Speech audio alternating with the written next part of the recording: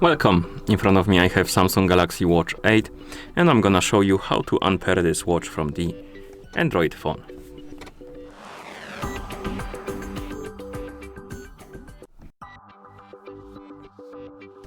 First thing we need to do is to open the Galaxy Wearable application on the phone that is paired with our watch.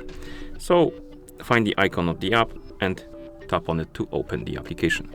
In the app you should see your Galaxy Watch 8.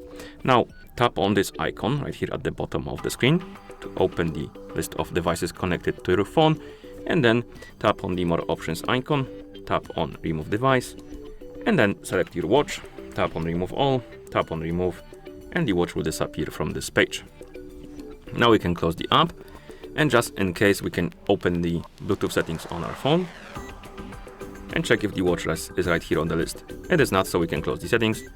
And that's how you unpair this watch from the Android phone. Thank you for watching. If you found this video helpful, please consider subscribing to our channel and leaving a like on the video.